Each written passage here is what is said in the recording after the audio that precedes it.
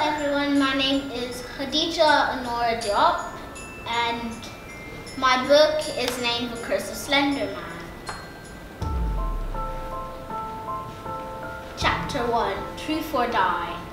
One murky afternoon, Millie, Jessica and CJ were having a sleepover. They enjoyed pillow fights, hot chocolate, pranking and storytelling, but nothing filled their hearts more than Truth or Dare. Now these children don't do ordinary Truth or Dare. They call it Truth, Dare or Die. It was Jessica's turn and she picked Millie. Millie chose Dare and was shocked by it. It was to go to the spooky forest and stay there all night until morning. Alive. She wanted to quit, but part of her said to do it. So she rose up and exited the room. Of course, she packed food, water, a flashlight, a sleeping bag, and a tent, all in a bag for the ultimate journey. It was 10:30 p.m. and Millie was cold and scared.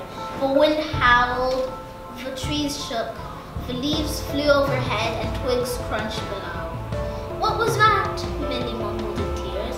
Then something jumped out. It was a cute squirrel. Suddenly, she noticed a pair of eyes. Red devil eyes. Millie started to tremble, and as she trembled, she stepped backwards. She froze. Then slowly but surely, the creature backed up until it was disappeared into the darkness. The poor petrified girl's first thoughts were to settle somewhere safe. Chapter 2, The Haunted Nightmare. As Millie followed the sky, she stumbled across a dilapidated house. It was an exact replica of Herobrine's mansion. Millie had no better choice than to enter. She entered, and as she did, a gust of dust blew in her face. When her eyesight recovered, it was ancient.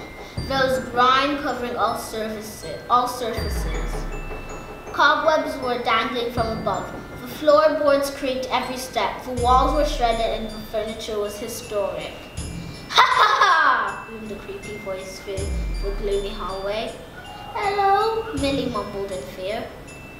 Chapter 3, Do you want to play a game? Suddenly a silhouette appeared, and closer until it was 2 meters away. Then slowly but surely came a knife. Then out of the shadows came a pale white face with no eyebrows, eyes, ears, mouth and nose.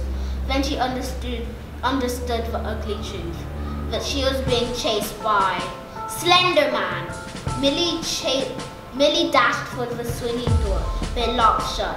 Footsteps followed, and every second it got louder and louder and louder. Millie made a run for it, but she entered the kitchen. It was raided with crumbs. The terrible stench of cheese filled the air, and cobwebs clinged to moldy sandwiches. You can run, but you can't hide, came the voice from the opposite room. Suddenly she saw a beam of light. She realized it was morning. Millie made a dash for it, but as soon as she did, she felt a little touch. Chapter 4, Mortal Temple. Once she got far enough, her heart was racing. Millie put a shaking hand on her sweating forehead, but felt nothing. She immediately looked at her hands, but they were as pale as a ghost. She was a ghost! In all her despair, she sadly drifted home. When she reached her destination, a spark of excitement was dancing in her brain. Millie snuck into her mom's room, which kept many maps of secret temples. Millie carefully chose which map to take. She took the one with the meltable diamonds. She was so excited that she was off in a flash. 1 day later. Millie was proud of herself when she reached the chest of goodness. She took 10 gleaming diamonds and merrily skipped home. 1 day later. Millie brewed up a cure that let out a great big cloud of sparkly bolt blue. It was marvelous. Chapter 5, Spooky Twist. As she drank this magical concoction, it tasted like rainbows and sunbeams. Then at the speed of light, she became human.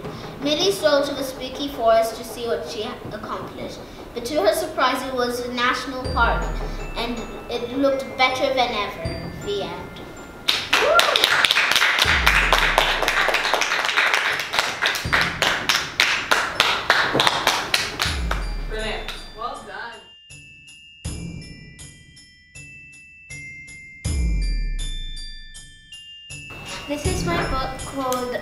Vicious Murder and Other Gory Stories by me. This is my blurb. These stories are true. That's right, every single one of these stories are true. From murderous ghosts to devil-eating vampires to, well, anything. You can find them all in Vicious Murder and Other Gory Stories. So this is the first story from Vicious Murder. I can't believe it. Ghosts are real. In fact, one killed my best friend. Now let me explain. We were walking back from school. Suddenly we saw a creepy, horrifying house. There were dead bushes, old branches, furthermore there were broken swings. We thought, well, my friend thought, since it was Halloween season, maybe they were celebrating early. So he ran up to the doorstep and rang the doorbell. I looked down and picked up my pencil. He was gone! I thought he just went inside. So I did the exact same thing. Nothing happened, so I let myself in. I admit it was rude, but hey, I saw blood drops all over the floor. I was shocked. I fell on my knees. No! I took one regretted step into the darkness. Suddenly, I felt like I was getting dragged, and every time I tried to catch my breath, I got strangled for a millisecond.